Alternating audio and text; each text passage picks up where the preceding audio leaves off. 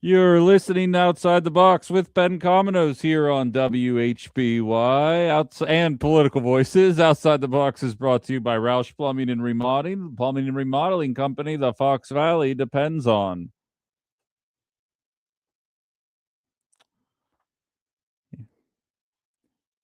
All right, well, we've got some pretty big news to jump into here today. The obvious crown jewel of the news being, of course, that after a 3-year hiatus, the Pittsburgh Penguins are back in the Stanley Cup playoffs. I think that's probably where you guys thought that I was going to start today. Pretty excited to see it happen. The game-winning goal scored by Evgeny Malkin on a pass from Sidney Crosby. We've been saying that for the last 20 years, have we not? It's good stuff. It's good stuff. I can't think of anything else to talk about other than that. What were you guys coming here for? I'm joking, of course. We're going to start exactly where you think we're going to start. The news of the day, the most confusing news of the day. Some of you guys already text messaging me about it, and I'd like to take you all on a journey here. And I welcome your opinions on the matter as well. But this is going to be a story involving the news, the people reporting on it, my coverage of it, my interaction with you guys, and ultimately why I think we saw a completely unsolicited press conference coming from the First Lady about something that no one particularly saw coming or can really understand why it happened. And I'm willing to take your thoughts on it as well, 920-281-1150, but I'm going to go first. I'm going to get it all out there first, and I'll be happy to get you guys involved in the story. So if you are unaware, Melania Trump comes out yesterday, right around mid-afternoon, probably around 3-ish, and gives a 6-minute unsolicited press conference, specifically addressing her involvement with Jeffrey Epstein and the ties to the Epstein list, or I should say her lack of connection with Jeffrey Epstein, as per her words, and the Epstein list.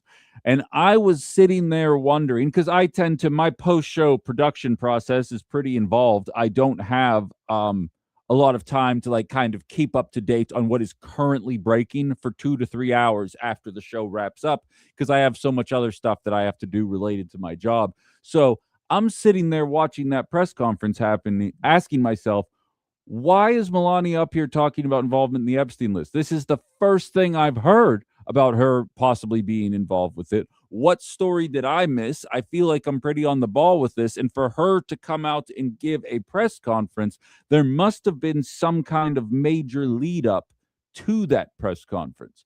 But no, I was mistaken. It was completely caught people off guard. Even the big time reporters on the national scene, big time in quotes, of course, were caught off guard. Even the ones working at the White House Press Center were caught off guard. Now, it is not unusual for that to be the case when it comes to press conferences from the First Lady. They do not get the same kind of attention, obviously, that the president would. But it's the context of this that I think is catching so many people off guard. And if you know me, and if you've been listening to the show for a while, you know that I tend to immediately react to stuff when I see things. Like if I see a text or a comment that makes me angry, I just immediately pounce on it. It's the way that I am. If I see a story, now that I'm more social savvy, I'm like, I'm going to get my thoughts out on social media right away. And I immediately got a video up on all of my socials, basically just making a joke. It was a 15-second thing, and I just said, man, I can't believe that the war in Iran is going so poorly that Donald Trump has actually decided to use the Epstein files to distract from how badly he is doing with the Iran war. Fun joke. A couple of MAGA cultists get super mad. Everybody wins, and we just kind of move on. But I sat there reflecting on it more and more as the day goes on, and allow me to take you through my own interpretation of the actual events that have taken place over the course of the last 48 hours. We got our ceasefire deal moments before the genocidal threats coming from the President of the United States. There are over a dozen different sources saying that included in the ceasefire agreement was a ceasefire in the conflict between Israel and Hezbollah. I made a video about that yesterday, which some people, I think in good faith, were implying that information was incorrect and providing AI data to show you, no, that was never involved in the ceasefire. I can assure you that there are over a dozen different diplomats confirming what was said about Israel and Hezbollah, including the people who were involved in the ceasefire when it was happening, who then immediately turned around and told The Independent and CBS News and so many other different publications that, yes, this was also part of the ceasefire. That ceasefire held for all of about 3 hours before Israel turns around and bombs Lebanon. The Strait of Hormuz immediately closes back up after that happens because, as Iran stated, they said part of the ceasefire was that this was going to stop. It didn't stop, so we are not following through with our end of the bargain now.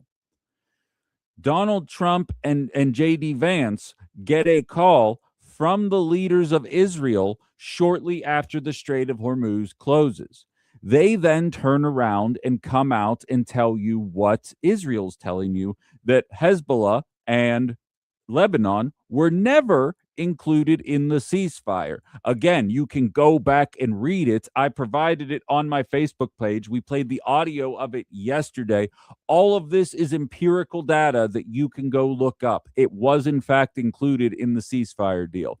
But both Trump and Vance come out and say, no, that was never part of the deal. We support Israel's actions in Lebanon, even though it has resulted in the strait closing back up. This must be some kind of misunderstanding. We never included Lebanon in the ceasefire.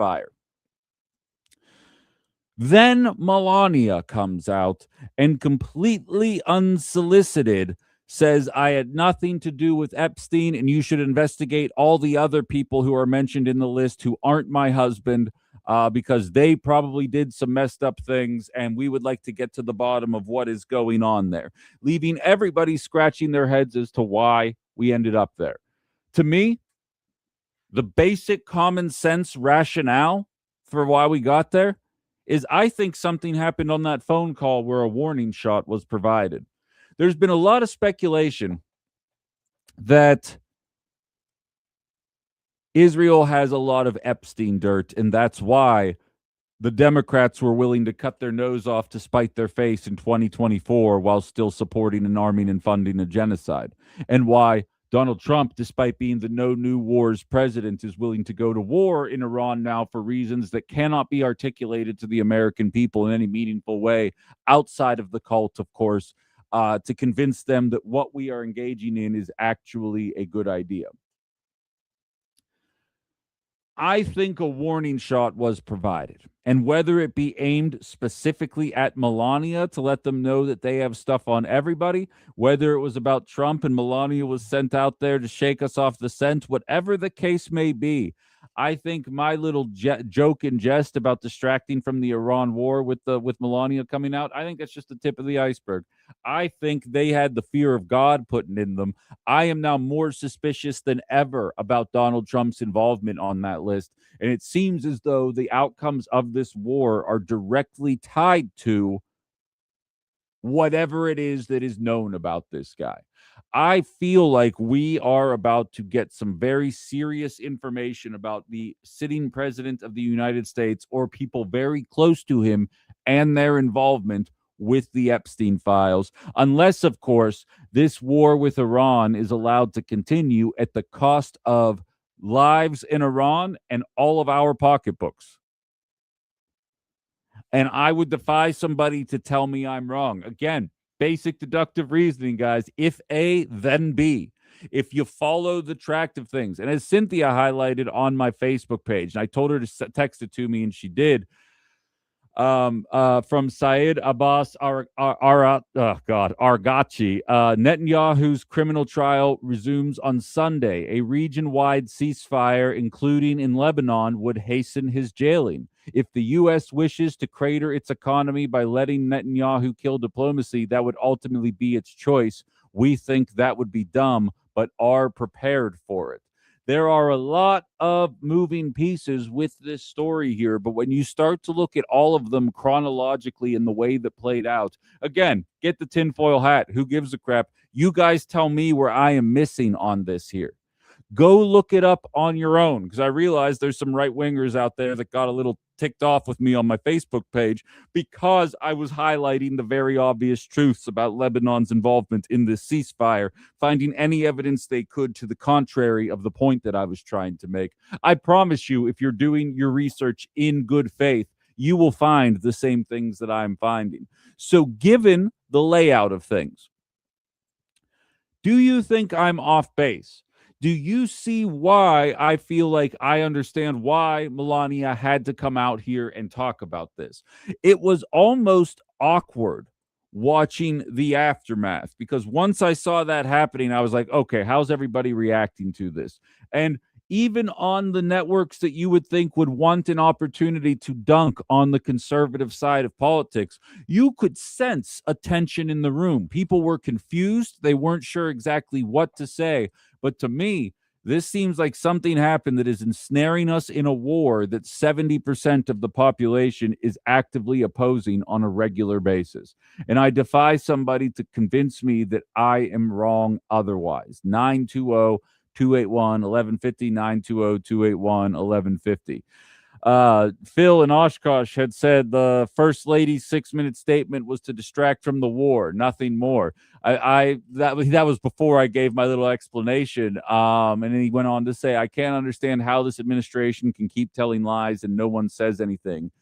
In the Republican Party, that is, following the leader. Exactly. And I think it especially hurts. We're going to be talking more in the later on in the program about this new referendum to prevent data centers from being built, because much like the war, data centers are meeting a majority opposition, Democratic or Republican. It is meeting a majority of opposition. Wisconsin's the first state to pass a referendum that says you need to get the public's approval, not convince the majority of elected officials to go along with it, because they have been ignoring the will of the people. You have to get the people to sign on to something like that happening. Sign me up for that. I am absolutely here for it. We'll get into the details of that more later. But what we need is something similar to that for the capacity to go to war. Because to be perfectly frank, the Republican Party is actively ignoring their constituents, at least some of them, although they are still technically a majority of support in favor of the war, because the orange man said it was a good idea and they're incapable of thinking for themselves. But it doesn't absolve the Democrats, who are not full-throatedly condemning what is taking place and saying, vote for us and we will eliminate this entirely. Phil circled back around and said, hit the nail on the head, Ben. I see the light now. I appreciate that. I'm telling you, it's all conjecture, but it makes sense. It makes sense, and I can see how it could end up there based on the way that this information is being made available to us. Ken says, what I think is going to happen is there's going to be some very damaging information coming out about Epstein and Trump that she wants to distance herself from. Maybe that could possibly be it. It just feels so random, and like, not to be chauvinistic about it, but would her husband let her do that? And I don't think he would. Tell me I'm wrong.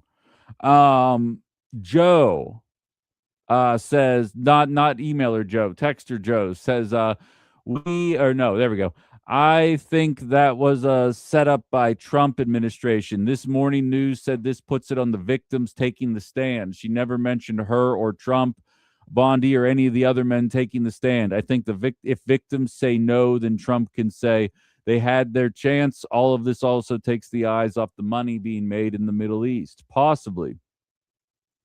Could possibly be it. Like I said, there's plenty of conjecture. Is just that. It's a dangerous game to be playing, because a lot of stuff can look circumstantial and not be right. But the way these pieces are falling in front of me as we speak, it's hard for me to come to any conclusion other than they're threatening Donald Trump by allowing them to continue the bombing campaign in Lebanon in the name of expanding their territory.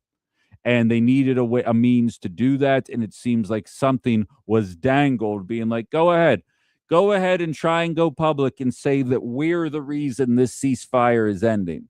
Because, again, It was reported by plenty of diplomats involved in the negotiations that Lebanon was involved. That was never up for contention up until J.D. Vance came out and said there was a misunderstanding a day and a half later. I said it when the war broke out. It's a very surreal time period in life when you don't know if you can believe the theocratic regime of Iran or the sitting president of the United States more. But we are in that boat right now. I don't know who to believe more. But what I do know is that this was reported one way on Tuesday, and now there is an effort to gaslight us into thinking something entirely different is happening, despite the fact that we can all go back and read what's happening. And to the one person in my Facebook messages who was sending me Google AI recaps of what's going on, please allow that to be a warning for people. This is why people don't trust AI, whether it be from a security standpoint, but more importantly, from an informational standpoint. When you see that AI can quite literally change, because you go to Google AI right now and it'll tell you Lebanon was never involved in the ceasefire. Meanwhile, you can go to The Independent, you can go to CBS News, you can go to any of the mainstream media networks, go to the Tuesday reporting. You tell me what was reported on Tuesday.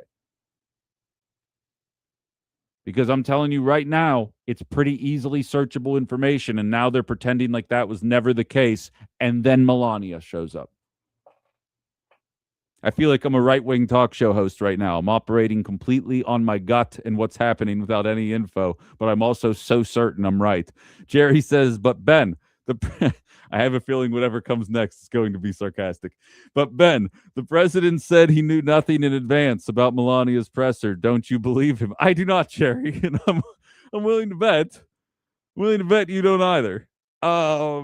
And that's just the problem. That's just the problem is when you play Boy Who Cried Wolf for the last 10 years, when you call everything fake news that shows something negative. I hate to break it to you, but I am beholden, not you, Jerry, royal you. I hate to break it to you, but I am beholden to the laws of time. And I know what was reported on Tuesday and Wednesday, and I know the way they're talking about it today. And I know that Melania came out and gave the shadiest press conference you've ever seen in your life. I know that those three things happened all within a 48 to 60 hour period of time. Somebody convinced me that I am wrong about this.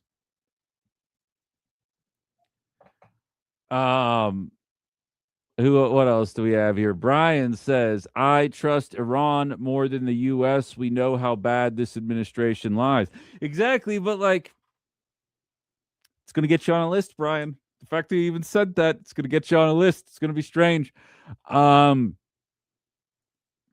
Phil does say it was on the schedule for the day, so they all knew it was coming. It's weird because I was listening to even Fox News reporters. I'm going to see if I can find the audio during the commercial break, but even the Fox News White House correspondents said that they were all caught off guard by what was going on, and that was the Fox News reporting. But that's just me, of course. I see someone on my TikTok chat saying I've been added onto a list at this point. I feel like a lot of us have. I feel that. I absolutely feel that. But I see where you're coming from. My YouTube chat's been popping off here. I'll tell you what, I'm going to throw to a quick commercial break. We'll see what's going on in the chat, and I welcome other opinions as well. 920-281-1150, 920-281-1150. You can catch us on YouTube as well, on Facebook, on TikTok, and, of course, on the WHBY app. We'll put the finishing touches on this, and then we're going to keep the conversation rolling, but I at least wanted to get out in front of this because I've posted 2 videos about this since it happened. And like I said, I don't regret anything I said in the first video, but I believe this is much more malicious than just a distraction from an incredibly unpopular war that we are actively not necessarily losing. I don't know that anybody's winning this, but I don't think anyone's decidedly losing either. But it is absolutely sinking the future of conservative candidates around the nation the longer this war is allowed to go. So now the wall-to-wall coverage is back on the Epstein files and what Melania Trump had to say. I get the logic there, but I'm telling you guys right now, I feel like it's more nefarious than that, and I feel like that's pretty clear. I'm going to scour these chat lines here in the text and see if I can find a couple of more comments, and then we're going to switch gears here. 920-281-1150. You're listening to Outside the Box with Ben Cominos here on WHBY.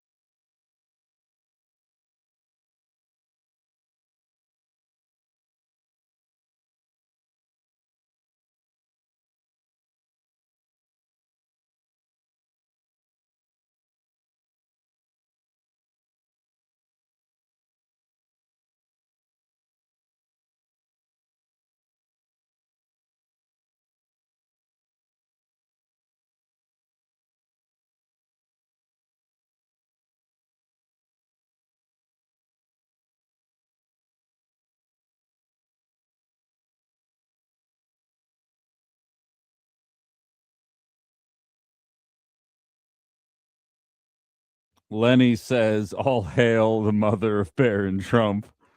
Which reminds me of, I'm telling you, Mad Max Fury Road came out 10 years ago, and the further into this hellscape we move, the more accurate that movie's seeming to be every single day of the week.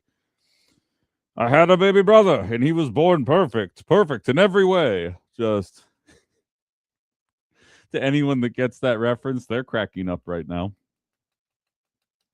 What's happening, Larry? Thanks for joining the TikTok chat here, and to all the regulars on the YouTube chat as well, and everybody on the WHBY text line. It's become a bit of a juggling act, making sure you're all involved, but I'm doing my damnedest to make sure I can do it. So thank you all for taking part in the show here.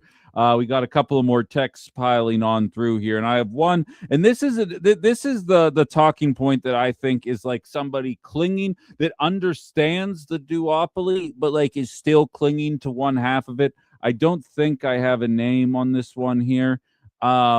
Both sides have had access to the Epstein files, and anything salacious involving Donald Trump would have been leaked long ago. Melania went fishing yesterday to keep eyes off of the money being made from the war. Don't let her set the hook on you. Here's why I disagree with the fact that Biden or Harris or the Democrats in general did not release the files, because if Donald Trump were involved in them, they would have done whatever they could to sink them.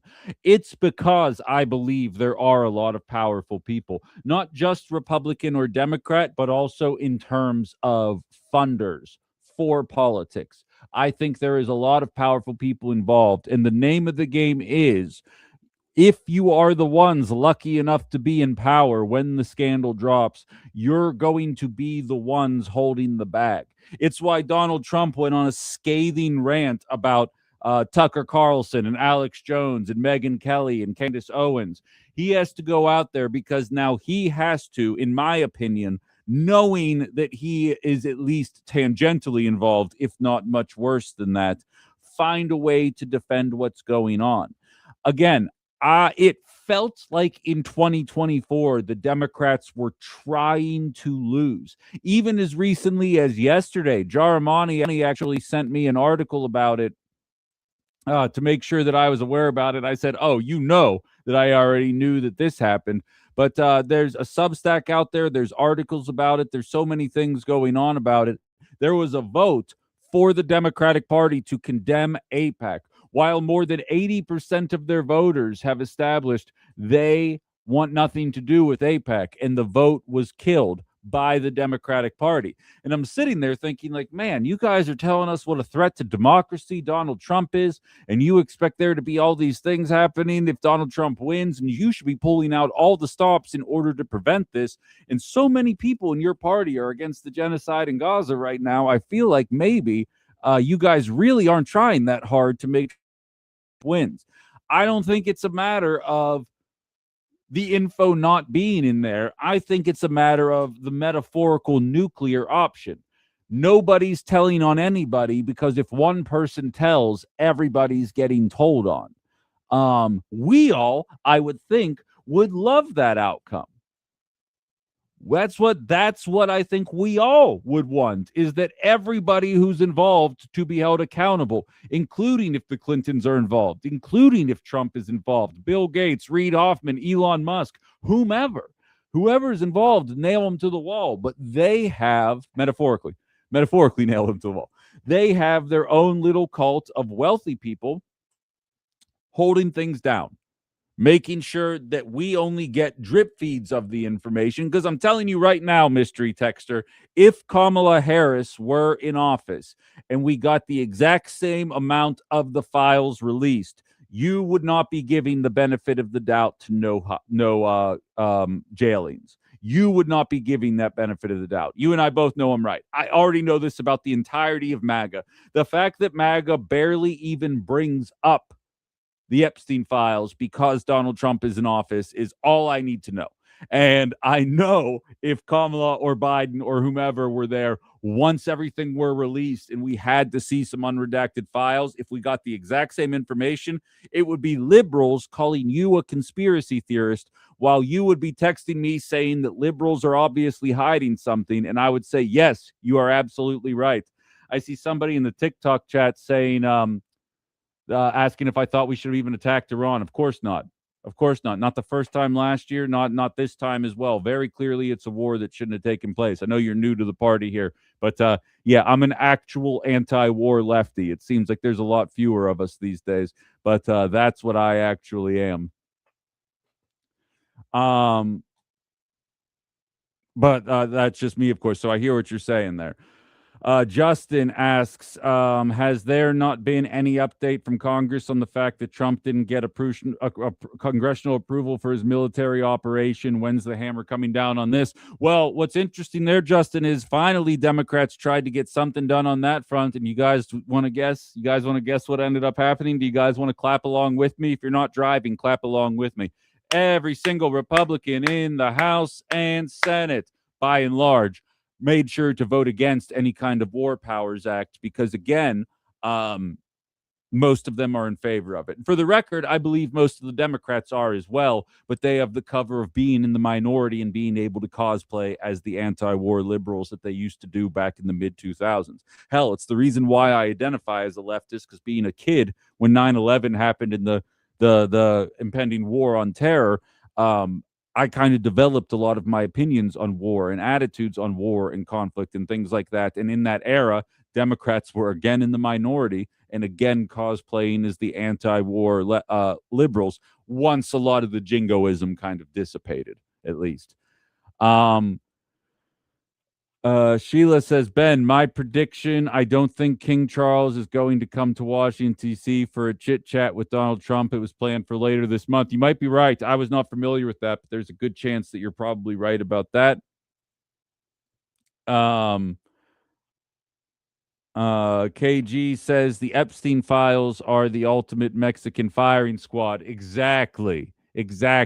Are we allowed to say, is Mexican firing squad still kosher? I don't even know, because I know what you mean by that. I said it, no going backwards, but I don't. My bad if that term has some kind of connotation now that I'm unaware of, outside of the one that I'm aware of. But nevertheless, I think you're exactly right. It's a bunch of people all guilty of something, all pointing fingers. I'm telling you, this show is like just gossip today, and I apologize for that. I do have news, but I just want to, I have all these like insights and opinions on things. When Roger Stone was getting prosecuted for his involvement with Russia and Donald Trump during the first Trump administration, or during the Biden administration, while all the Trump trials were going on to distract us from a fledgling economy, he almost looked unhinged in the video of him being interrogated or deposed by the lawyer. And you can tell in the look of his eyes, in the tone of his voice. And like, I don't even know if I'd be able to find the video for you guys, but like, you could tell he's like going like, oh, why don't we talk about your involvement with this country, in a way that was like, yes, he was pointing the finger, but it's almost like there's all these games being played worldwide with a handful of wealthy elites that we all vote into power. We pick our teams about which one of these elites we agree with and which one of these we think doesn't make any sense. And then they all play games right in front of our face. I think that there are people in the Democratic Party that are probably more guilty than Donald Trump is, despite the fact that Donald Trump shows up 38,000 times in the unredacted part of the Epstein files. I think there are people just as guilty on the Democratic side that are actively pushing Donald Trump is on the Epstein list stories, because these are the games they play with us here. Again, the files were going to get released no matter what. Like I say, there's fixed points in politics and in history that were going to happen no matter what. And it's your job as the politicians to convince enough of your voters to come out and still vote for you. Corporate greed isn't even a theory anymore. It is actively why our prices are so high. And both parties now, in the name of their donors, need to figure out how they can spin the economic shortcomings as the fault of either Democrats or Republicans. For Democrats, it's spending, right? Oh, it's the social spending, despite the fact that the deficit always reduces every time there's a Democrat in office. But oh, it's the social spending. If we just cut social programs, then we wouldn't have such inflation. And now that Trump's in office, it's the tariffs. If Donald Trump didn't do the tariffs, we wouldn't be dealing with this level of inflation. Maybe this level of inflation isn't the right way to say it, but prices are still, compared to 2019, 70% higher than they were. And we're all sitting here trying to figure out why. And the one thing that neither political party outside of Bernie Sanders, AOC, and a handful of other people that mean business are willing to say is that corporations are just charging us more and there's not enough competition to keep it down. That's the economic version of the Epstein files. It's the economic version of October 7th. This stuff was going to happen no matter what. And it is the party of the politicians. I'll tell you right now, if Donald Trump had won in 2020, if I didn't vote 15 or 20 times in the 2020 election to make sure that Donald Trump didn't win and he were the president when October 7th happened, liberals would have been against the genocide from day one, and Republicans would be the one running around going, "Do you condemn Hamas?" And the same outcome would be happening. It's no different. So, like, there's certain set points, and the Epstein list is just yet another example of that set point. It came out while there's a Republican in office, and the Republicans have egg on their face, and it is now on MAGA to do whatever they can to but the Dems. Speaking of but the Dems, Ben says Democrats never brought it under Biden, which tells me all I need to know about the Democrats. Exactly. But the Dems. Let's vote for the guy with the even more trash economy and the even more trash foreign policy and the even more trash housing market. That makes sense because he's going to stop them from transing our kids. Mickey says, I'm pulled over for breakfast and finally got to clap along. Congratulations. Yeah, don't clap while you're driving. Definitely takes a step there. Someone on TikTok's asking if Melania, that was her first step towards divorce. We can only hope. Hashtag free Melania. Cynthia says the Pope isn't coming to the United States because the Pentagon threatened the Vatican. I don't think it was a threat, but I think they spoke about him in a very disrespectful way, that if a Democrat spoke about the Pope that way. I'll tell you what, I received a pretty, I don't want to say threatening email, but a very angry email because I said anybody that believes in Christian Zionism is doing religion wrong. I said, if your religion requires the mass extinction of Muslims and Jews in the Middle East, then your religion sucks and you need to change and you're an extremist. And I got some very angry emails about my thoughts on that there. And something tells me those people don't have a single thing to say about Donald Trump's comments and the White House's comments about the Pope and the Vatican and their thoughts, because the Catholics in charge there had the audacity to say something like, war's bad. Okay. Hello, you're on Outside the Box. Hey, Ben, very quickly, I put a thing on my Facebook cover page. If you believe there's nothing in the Bible that says you have to support the state of Israel based on the creation by the Rothschilds. So I have a relative who is a Christian fundamentalist. He's really mad with me. I don't care. But listen, real quick. I don't think some of those people should have been charged in Russiagate. Michael Flynn, he used to work in the Obama administration. He warned him about what we were doing supporting ISIS. And that's where they fell out. But a couple people mentioned the list. And I hope people have looked at Trump's new Memorandum 7. And it has all these lists of things that we can all be declared enemies of the state for. But they created this because of Charlie Kirk's assassination. Now, people have listened to Joe Kent. He doesn't believe that man shot him. And there were people behind the scenes that were responsible for his death. And he wasn't allowed to investigate it. So anyway, welcome to the list, folks. Yeah, right. Honest to God. That's honest. It might be I appreciate the call, Cynthia. If Dave didn't already have the list cornered, that would probably be what the name of this show would ultimately end up being, because we're all ended up on that list before it's all said and done here, because you got to talk about these things the right way. As B-Dog and Buchanan would have you say, I'm unlistenable, because he's stuck in the cult. If you aren't able to think for yourself and truly step outside of your comfort zone, this show is going to be very difficult for you from time to time. All I'm ever doing is kind of shining a mirror on politics. And there's nothing better happening right now other than, of course, zip tying half-naked Mexican kids and trans people being afraid to come out of the closet. Outside of that, I really can't find any positives, right, B-Dog? Tim says it's possible Epstein had dirt on Israeli people as well. Oh, absolutely. Absolutely. But again, nobody can justify why we are doing this to me. No one felt threatened by Iran. The cult now acts like they did feel threatened by Iran because their orange dad president told them they should feel threatened by Iran, but they weren't talking that way. And we all know if a Democrat started this war, there would have been a different attitude towards it.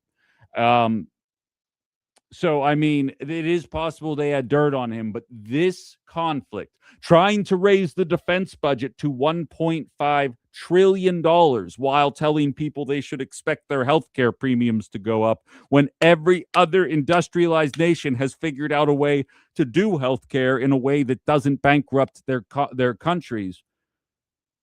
That should be angering to everybody, but for some of us, we're stuck in the cult and we can't see through it. And I can only lead a horse to water. I absolutely cannot force you to drink it, unfortunately. KG says you can clap while driving, clap with one hand. Yeah, I feel you. I really, yeah, just do that. Just please don't crash. Keep your eyes open and your hands on the wheel at all times here if you're listening in the car. Or download the WHBY app and continue listening once you get out of the vehicle. Then you can clap whenever you'd like. Ken says, never apologize. It's your show. You can talk what you want to talk about. I appreciate you, Ken. Right back at you. And Michael, apparently we buried the hatchet. You're no longer offended by my Blue MAGA comments. He says he loves Cynthia. Congratulations, Cynthia. You got another follower there. All right, that's enough of this conversation here. I think we've got everything we're going to get out of it. We'll see what ends up happening. It's Friday, right? We all know some kind of crazy crap is going to happen between now and Monday. And then 3 hours before the stock market opens up, they're going to walk that crazy crap back. So we have that to look forward to. We're going to switch gears here, though. Let's talk about a success story in Wisconsin on the other side of the break.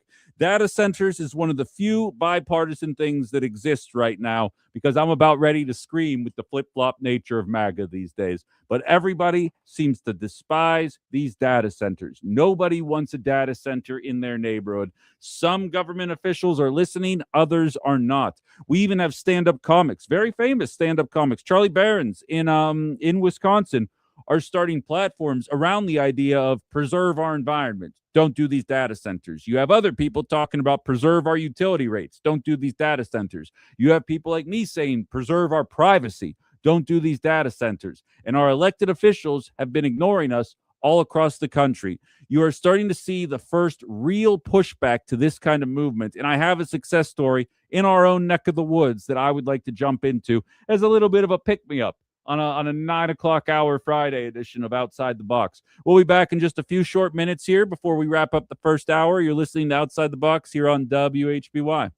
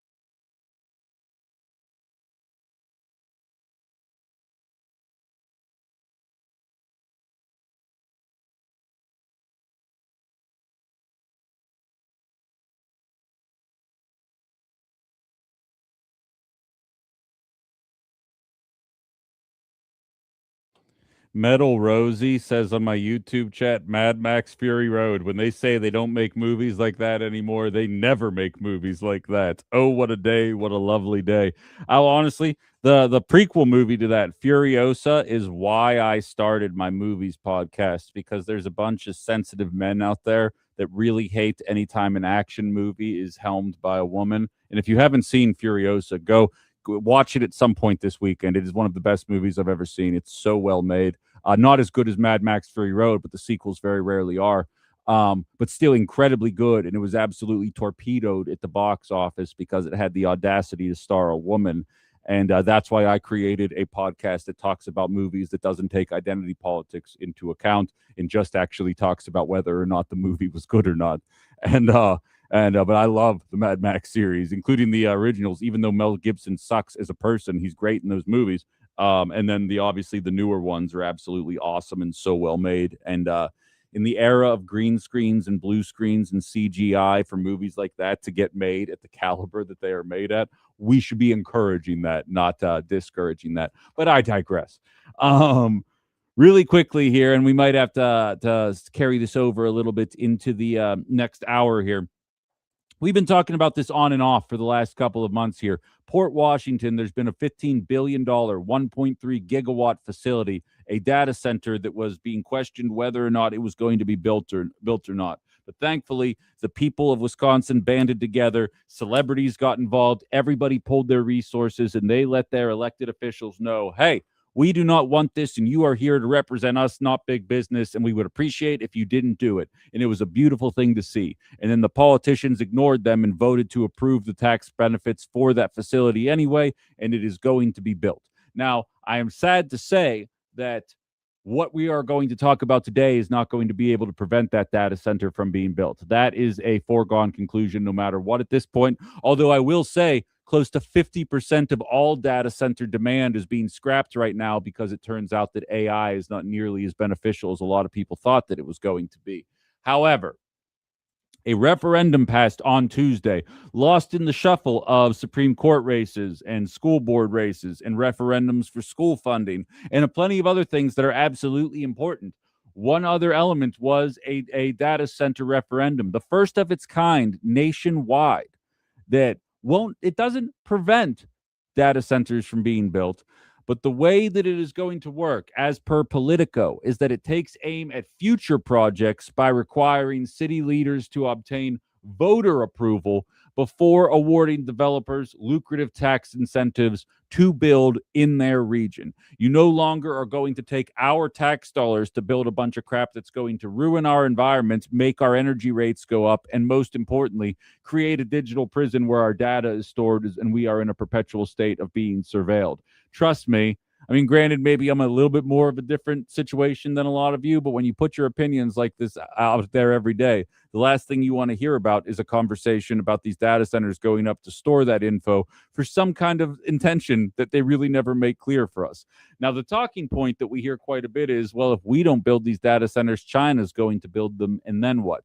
And we're going to jump into that idea in the 10 o'clock hour, what that looks like, and whether or not this is a regressive approach to technology, or if this is just indicative of where we are in terms of our comfort with the economy. All that and so much more coming up. So stick around. If you can't stick around, download the WHBY app. Check us out on TikTok, YouTube, or Facebook.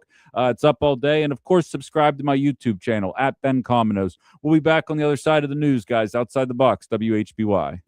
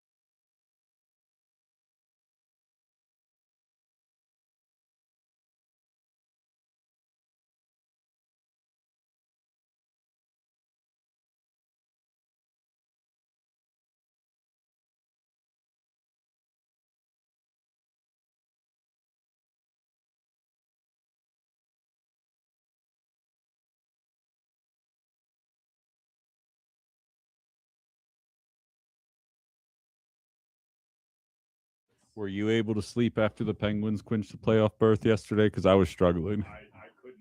Yeah. I was so amped up. Yeah. Yeah. Yeah. How about that story? I'm hearing about it on the TikTok page as well as through the text line. Gamers and air traffic control. You feel like that's a bit of a stretch in terms of the skill set, or do you think it makes sense? I think it does make sense. Yeah. Yeah, and based on that story, of course, the FAA is struggling. That's the issue there. Yeah. I mean, if you have to turn to gamers, might as well see what happens. Phil in Oshkosh asked if they're going to be hiring gamers, what are they going to do? Put the towers in their mom's basement? He's joking, people. He's joking, of course. Gamers are cool as hell. I'm a gamer. Thank you very much, Landon. We'll talk to you soon. Here's Hooper.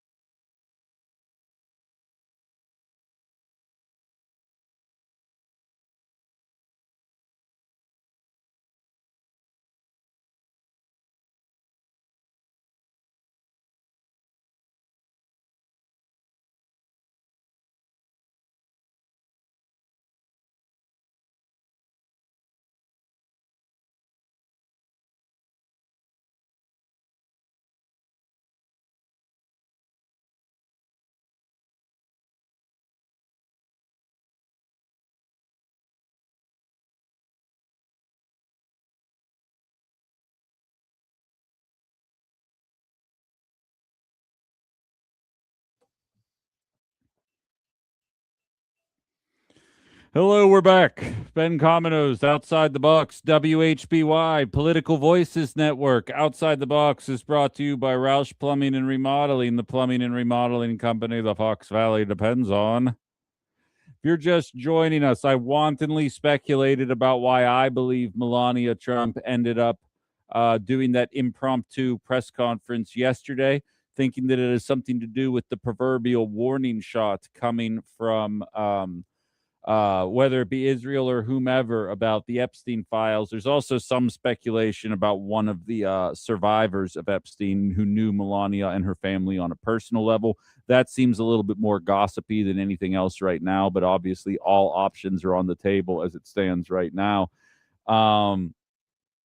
I do have to, but I do have to say it is an interesting one, and I have the worst kind of feeling that something big, as Jacqueline out in Kakana highlights, something big is absolutely going to happen this weekend, because it feels like every weekend something stupid happens. But inevitably, by Monday, before the stock market opens, something will happen that will result in a massive stock jump that's been taking place. If you missed yesterday's show, 9 of the 10 biggest stock days during the Trump presidency for Trump 2.0 have been related to a taco Trump, a Trump chickens out moment regarding tariffs or Iran.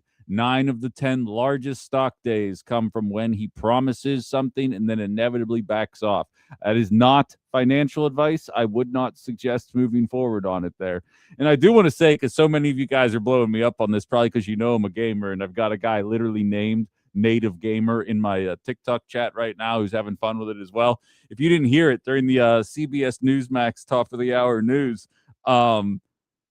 the Sean Duffy, our Department of Transportation Secretary, is saying during our air traffic controller shortage that gamers would be the ideal candidates to be hired for air traffic controllers because they're used to looking at screens and making quick decisions. That technically, like those are two true statements. Although I don't know how much that translates to the position or attention span or interest in the job in general. And one person, I have too many sources of info right now, so I'm not even sure where I saw it. But apparently you can't be an air traffic controller. Oh yeah, there it is. Sterline 80 says on YouTube, you have to be under 31 to be trained as a air traffic controller. So that could be an obstacle. So that means I can't do it. That's disappointing. That's a disappointing reality that I'm going to have to come to grips with. Thank you for that, for raining on my parade there. Now we can't have it anymore. Not sure I'd want to do that anyway. I feel like the best pathway to getting more people working as air traffic controllers would probably just be paying a living wage and not requiring people to do the work of multiple people.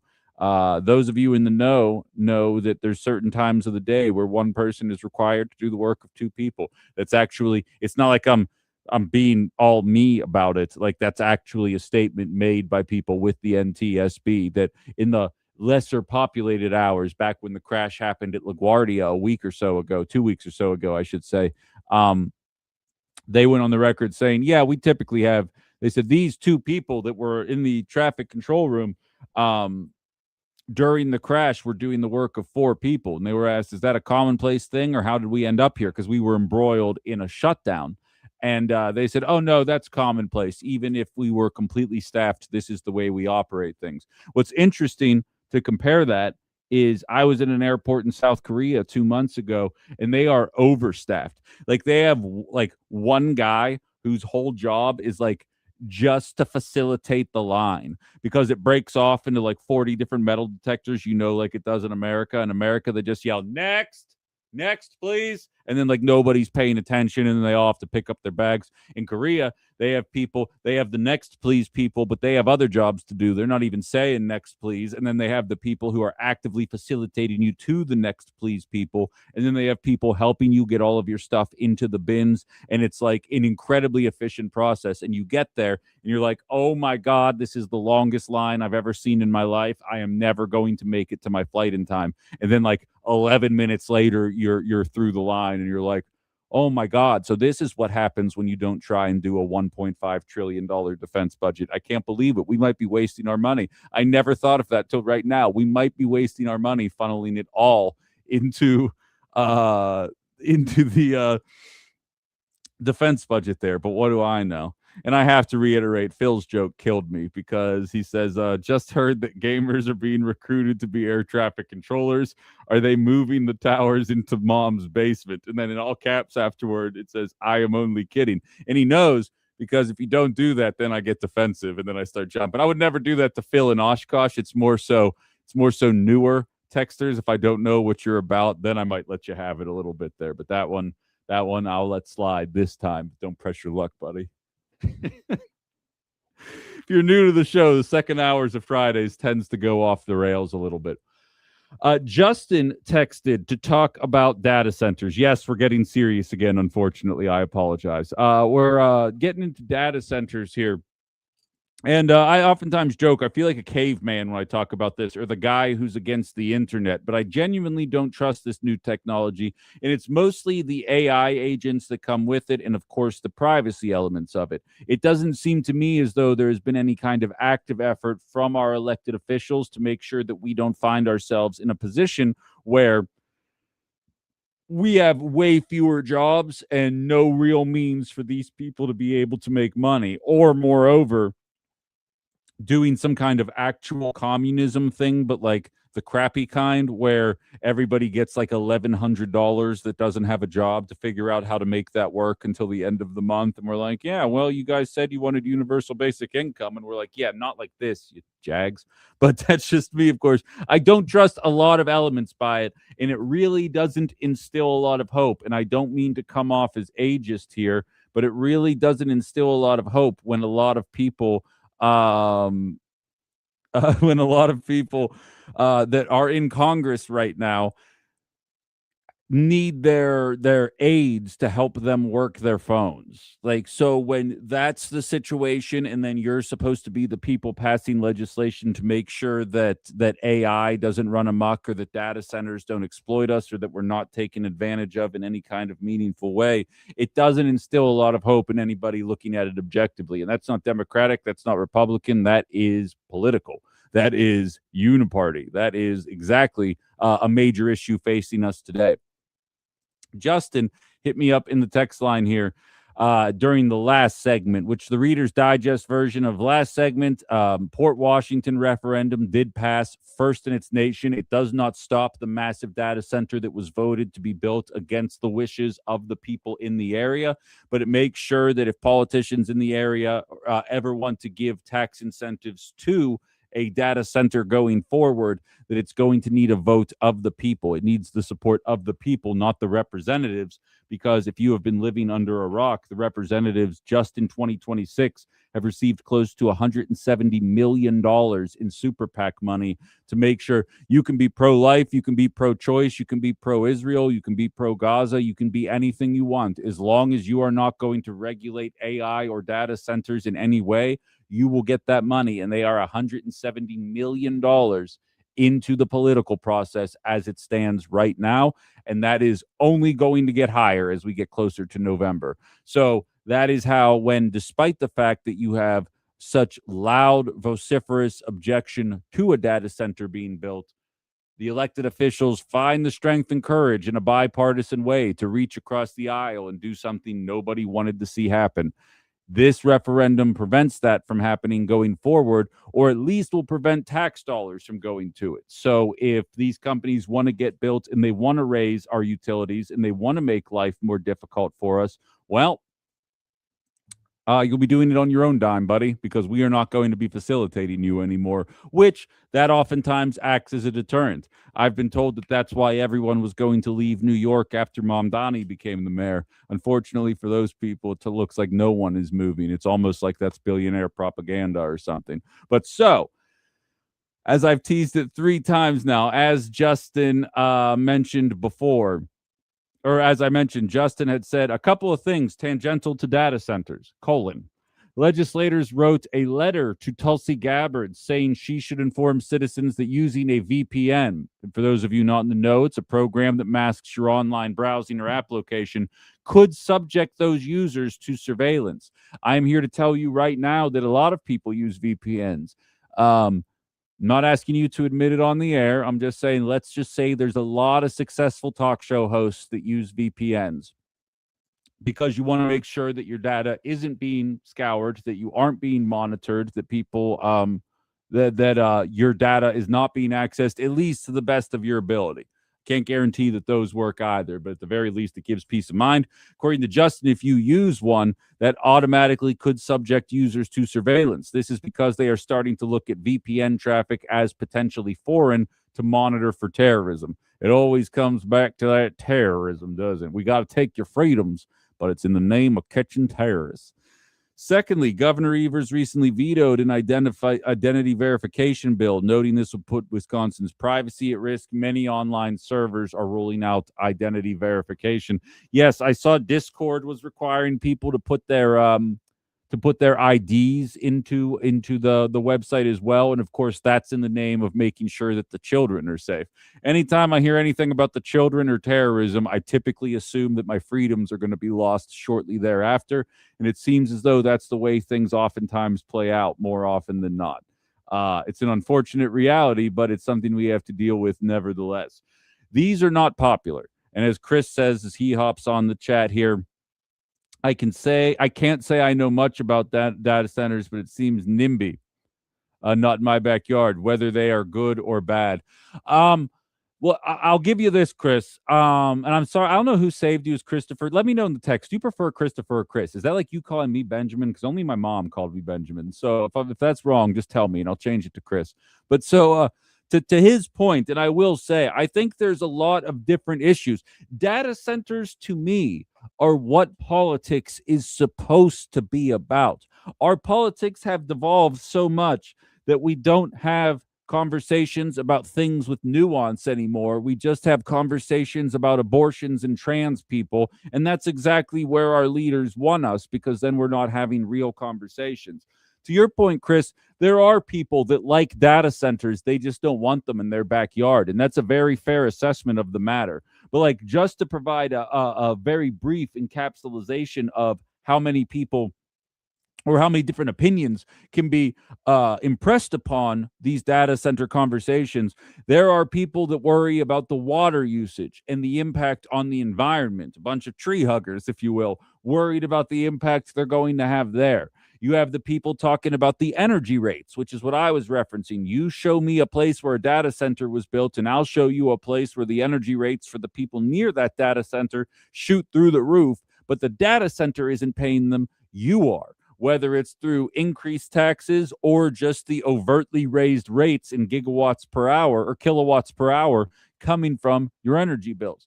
And then there's the people like me who recognize that these data centers are just going to be used to catalog our information to determine who is a threat and who isn't, much to Justin's point here. And just to show that this isn't as much tinfoil hat territory as what we were talking about in the first hour, in Palestine, Palantir, who is now partnered with the American Defense Department for years. This is not a new development. They have been workshopping this in Gaza. It is now ready for rollout for all of us. The people in Gaza, their data has been stored in these data centers with the assistance of Palantir. And then Israel's Mossad has been using that information to determine which Palestinians will be terrorists before they commit a crime. Minority Report stuff. They take the information, they run it through a system, and they say, oh, based on the way this person's posting on social media, based on the protests that this person attended, based on the podcasters that this person listens to, this shows a resentment towards our government, and it could be a problem for us down the line. And then began jailing and even executing people based on the information that was made available and the process of determining that they may be a problem down the line. Are you starting to recognize where my consternation comes from with these kind of things? It's not necessarily that the data centers are evil, but as long as they are funneling hundreds of millions of dollars into our government to make sure they can't be regulated, and much like after the NSA was passed or the Patriot Act or whatever the situation may be, that's how that is where the frustration comes from. We were told it was in the name of catching terrorists during the FISA Act, which it looks like is going to be renewed with bipartisan support. Whether it's the Patriot Act, we need to do this to catch the terrorists. And then leftists, hi, how are you, were the ones that came out of the woodwork and said, you know, they're telling you that they're going to do this to catch terrorists, but like they could very easily identify you as a terrorist, and then all of a sudden all of these tools could be used against you. And then Republicans and blue MAGA liberals would say, if you're so worried about it, just don't commit any crimes. And then you flash forward 15 years later, and Republicans are like, can you believe they're using this to monitor which one of us is getting vaccinated? And the left is like, yes, we can. Welcome to being a progressive. Maybe don't be so dumb next time. And then liberals come out of the woodwork and they're like, can you believe Donald Trump is going to create a list over? Yes, we can. We saw this coming in 2007. Welcome to the team. Glad you're here. Please don't yell at us next time. This is the exact same conversation. So instead of waiting until 2042 when every single move you make is online monitored and compiled in one of these data centers and used and vilified against you and prevents you from being able to get a job or whatever? Can we maybe jump to the point where we just actively put regulations on these things now that cannot be circumvented, maybe even provide some kind of accountability? Isn't Donald Trump the accountability president? Let's get some accountability on these things and make sure that we can understand exactly how they're being used, what the data is being used for, how it's being compiled, what government access has to it. Because for those of you not in the news, or in the know, I should say, excuse me, sorry. These data centers are partnered with the Defense Department, and Claude, Anthropic, the main parent company, Claude, the AI data agent, said, "We will not work with the Defense Department if you're going to use this information to spy on American citizens." And then Pete Hegseth, the DEI defense secretary, turns around and says, "These guys are enemies of the state," or however he classifies them, making it damn near impossible to work with Anthropic going forward. And all they were asking for was two things: that it wouldn't be used to spy on the American people, and it wouldn't be used to create weapons that can fire without human input. And apparently those two requests were too much for the Donald Trump DEI Defense Department to want to continue doing business with them. But you know who did want to do business with them? Palantir, the same people involved in Israel. Waka waka, ladies and gentlemen. That is why I have such consternation. And while this referendum only addresses the financial element of it, the tax cheat element of it, it is absolutely a step in the right direction. This is bipartisan. Republicans and Democrats are frustrated by it. It's how you know why it's important that the politicians in charge find a way to reach across the aisle and push these unpopular things forward. What do you say here, Jacqueline? Correct me if I'm wrong, but aren't our Senate and Congress in place to protect us from Trump's continuous heinous acts against us? All of these one-by-one court cases appear to be, to me, a waste of time. However, I do have some hope for the people, starting with the Citizens United regarding AI, exposing just how bad it is, liable for including now reported criminal use of it, while I myself am currently ensnared in cyber hackers. Well, that's definitely interesting, and it's a step in the right direction for sure. Mickey says, that's like Kakana passing their bill a couple months ago for the future AI centers in the city or town of Kakana. It's going to be up to the people. Nobody can just pay some money and they start building, and nobody knew that was going to happen. I think that's the way it should be. Kakana did it correctly. It's absolutely the way it should be. And again, that's what politics is supposed to be all about. But we allow ourselves to get ensnared in the nominal, the menial. And I don't want to make it sound like abortion access or transgender rights or whatever social issue is sticking in the craw of MAGA when they want to tell other people how to live their lives. I don't want to act like they're not important, but at the same time, as long as we allow the conversation surrounding those topics to dominate the conversation, these kind of get pushed by the wayside. And I am thankful, because data centers objectively is kind of a boring conversation to have unless you recognize the ramifications of building so many of these data centers everywhere, whether it be environmentally, fiscally, or privacy wise. Then it goes by the wayside. I still remember taking part in Occupy Wall Street protests back in 2012, and everyone was looking, you mean to tell me that corporate greed and wealth inequality are growing at record paces in ways that are screwing over the younger generations? Shut up, hippies. Go get a job. Why doesn't anyone want to work anymore? And now, 13 years later, everyone's like, can you guys believe the wealth inequality? Why wasn't anybody talking about this before? Somebody was, but, it fades to the wayside. And Justin follows up with BTW. For those of you who care about privacy and digital rights, I suggest following Senator Ron Wyden, Proton and Electric Freedom Foundation. Good to know. I appreciate the information. I will look into it. Familiar with Wyden, but not the other elements there, but I appreciate that nevertheless. Pin in the conversation there. I welcome any other thoughts here. And I see Naive Gamer talking about Palantir and Lord of the Rings. Yeah, that doesn't inspire much hope either, that you name it after the evil, all-seeing eye that can see whatever you're doing at all times. But that's neither here nor there. All right, with that, we're going to put a pin in it there, but let's continue the conversation here from a different perspective. This is a thought exercise. A one agency put out some information here, accumulating the effect people are paying for tariffs mixed with the tax relief they are receiving from the billionaire kiss ass bill, the one big beautiful bill coming from Donald Trump White House. We're going to assess the information that this agency put forth, and I'm interested in your thoughts on the matter. 920-281-1150. We'll be back to jumping into that on the other side of the break. So everybody stay right where you are, and we'll kick it off in just about 4 minutes. You're listening to Outside the Box here on WHBY.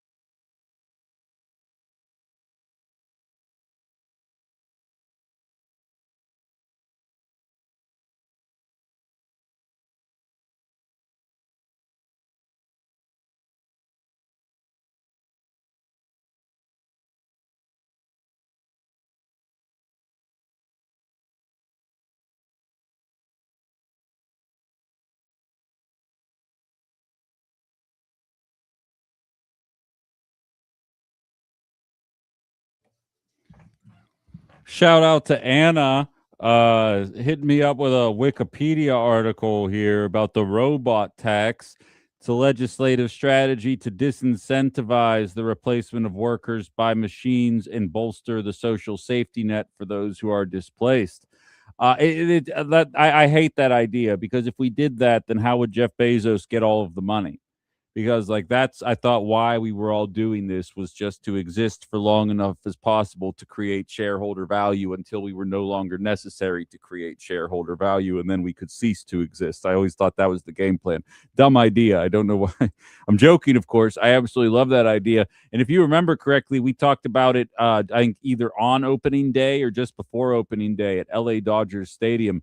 They instituted machines. They basically, the beer distribution centers in Dodger Stadium are completely automated at this point. It's like a vending machine that either cracks open your beer, pours your beer, whatever the situation may be, um, and and spits it out there for you. Fun fact: the cost of the beer did not go down. So, despite the fact that they are no longer paying wages, because keep in mind, we were always told that you can't pay these people even more money than we're already paying them, because that would mean that the cost of the beer would go up, and then you would, of course, blame the minimum wage worker for that instead of the multi-billion-dollar corporation. How would the Dodgers be able to afford to buy every single best player at their division if they weren't charging $20 per beer? So, of course, it's the minimum wage workers' fault that they're looking to actually make a living wage. Um, but of course, after instituting all the machines, the prices didn't come down. It's almost like it's billionaire propaganda to prevent us from calling for the wages to be increased or something. Who would have ever thought that? Not me, that's for sure. So it's good to know here. And I love that idea. And the conversation in the YouTube/Facebook chat line is actually pretty interesting as well, talking about cost of living prices. Jaromani on the YouTube chat saying, my budget with We Energy's bill went up $13 just a few months ago, and Clean and Sober Nation, who's living out in California, says that she is dealing with a $225 per month increase in 2026 in her cost of living from a handful of different sources there, which I would argue reflects what so many people around the nation are feeling here right now. And again, I'm going to end up getting sidetracked here. I already know it. But like, this is what, and kudos to the people with followings much bigger than mine that have a lot more to lose. This is why you're seeing the media fallout that you're seeing. And I don't want to, and I'm not going to spend much time on this, because I really do have a gripe with media talking about other media, not from a criticism perspective, not from a journalistic perspective, but I hate when opinion people talk about other opinion people stuff. It's like, well, then in that case, just go listen to the opinions of the other people. If I were going to bring you those here, what the hell is the point? But there's a very provocative tweet out there right now from President Trump surrounding Candace Owens and Tucker Carlson and all these different right wingers, Nick Fuentes, fill in the blank here, who actually do a show about addressing the cost of living and ending the forever wars and all these different issues. Now, don't get me wrong, they blame Mexicans for why we're in the cost of living crisis that we are in social programs. And I'd argue that it's billionaires and an ineffectual government that have put us in the position that we are in. But the principles hold the same. And as I oftentimes joke with you guys, it's one thing to be able to stand up to your party when they're not in power. It's another thing entirely to do it in an election year. You guys should check my email inbox from 2024 if you think I'm making that up. But these guys came out here and they said, you ran on this. None of this is happening. And Donald Trump did his little 14-year-old high school student thing where he just starts calling them names, tell them they suck, that they never actually represented the MAGA movement, so on and so forth, because they had the audacity to remain consistent. And as the people in the text line here said, I know Clean and Sober Nation is not is not thrilled with the way Democrats have been handling the taxes that they receive every single year from the people in their state. And I get that. And I totally get that, because they are ineffectual. And as long as you are willing to pretend, not you, of course, the royal you, are willing to pretend that, the liberals in California, they do all the best stuff. And if only we could match that kind of energy. Anybody living there will tell you that that is not the case. And being able to call that out consistently is not good for you professionally from a building networking options from people that are trying to join the kiss ass brigade within media, whether it be legacy media or within the new legacy or the new media as they refer to themselves. But it definitely does a lot to build a lot of trust with a listener base, which is all I've ever really cared about. If I were in this for money, I'd still be in sales. But I mean, it's definitely an interesting conversation to say the least, as you kind of watch this quote unquote civil war kind of percolate through with the Benny Johnsons and the rest of the propagandists who are willing to pretend that all these good things are happening right now, kind of going toe to toe with the people that think like they do, but actually mean the things that they say. And I'll tell you which side of that aisle I'm going to come down on every single side. It's funny. It shows you the dark side of media because you see all these people that all think the same way and you think it must be some kind of cool kids club that everybody gets along, when in reality it's why I just play in my own sandbox and I don't really coordinate with other media people, because it's all just one big measuring competition that I just want. I'm not wired that way. I just want no parts of it. We got one text here. It says 13 per month. Mine went up over 200. 13 what per month? 13 bucks per month went up over 200. I need a little more specifics on that text you sent there, but you're not alone. I can tell just by the logistics of it there. An old lib says we got about $1,700 more back from our federal taxes this year.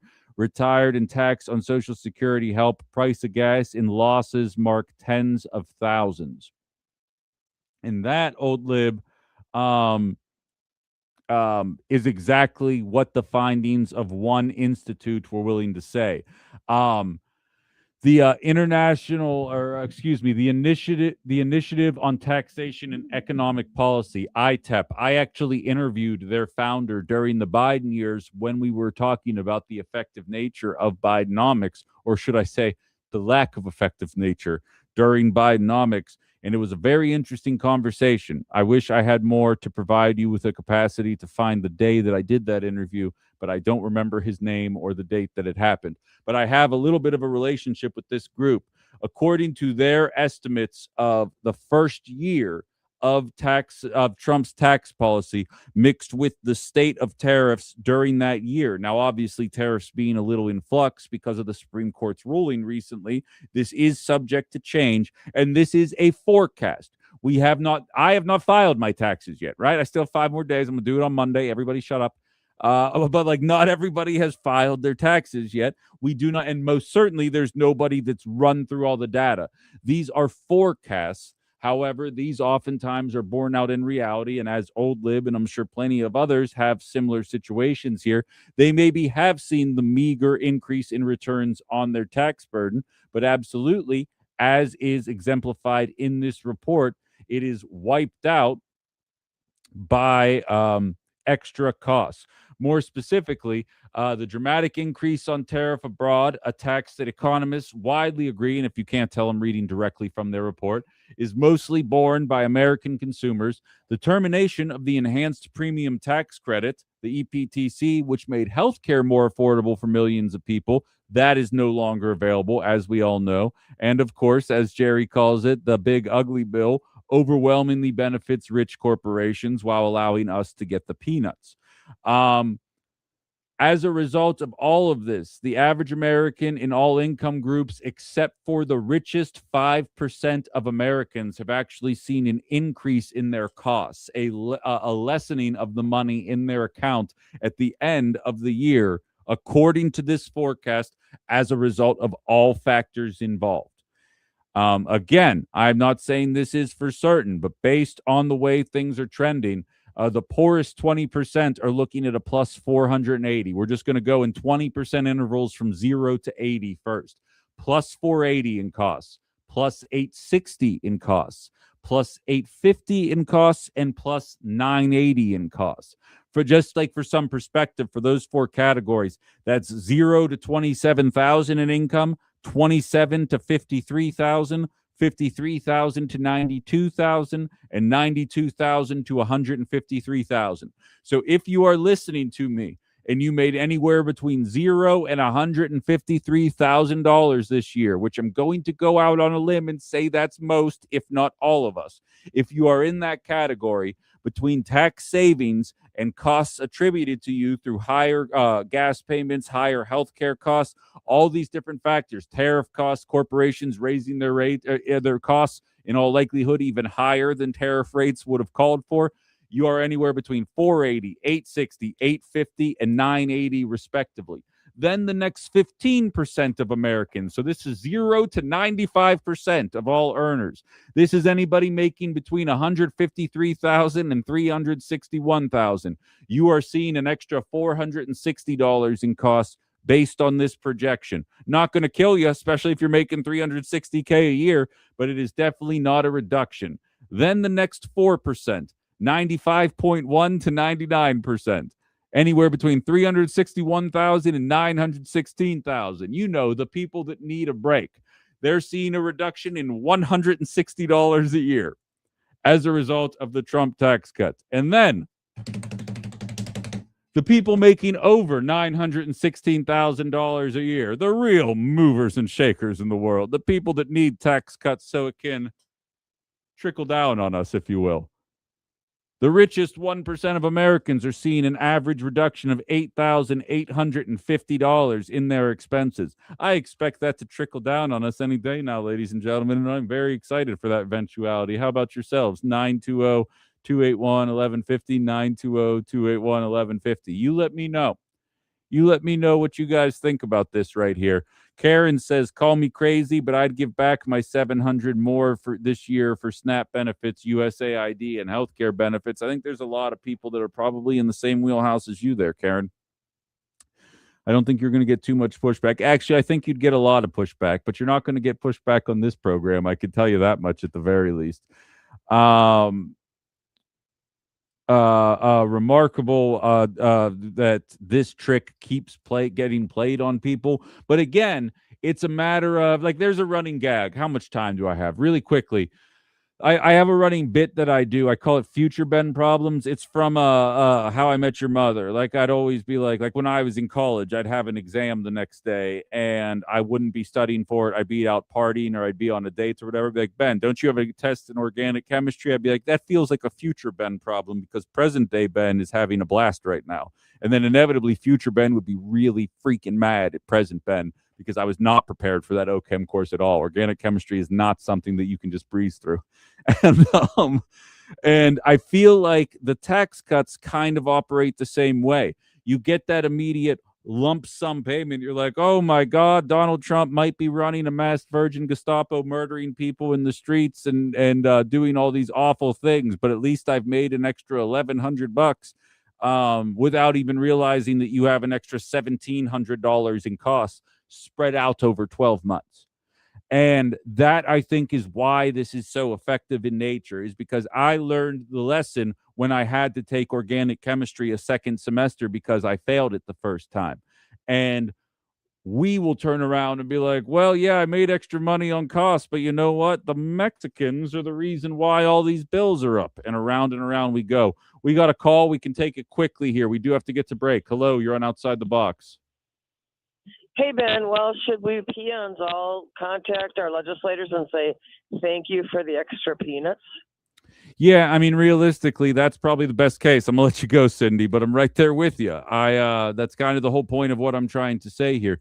That's why trickle down never works. There is a slight amount of increase in your funds, completely negated by any actual costs that you incur from those tax cuts. And it is being borne out for the 5,000th time here again. We got to go to break, and we'll have 5 or 6 minutes on the other side of it. We can put a bow on this show and this week here, 920-281-1150.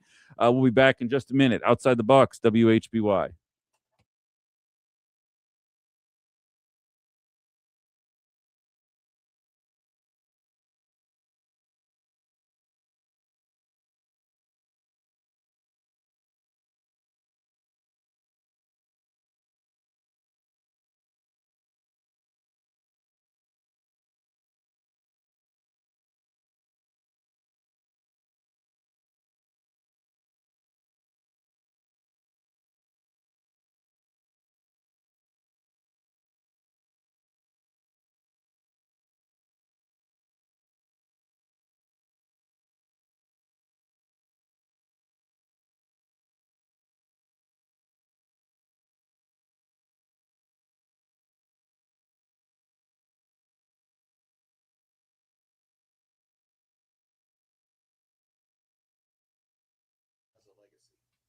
protected together. Listen, Wisconsin, we're not warm yet, but melting days and freezing nights mean water is on the move, and your sump pump is about to get busy.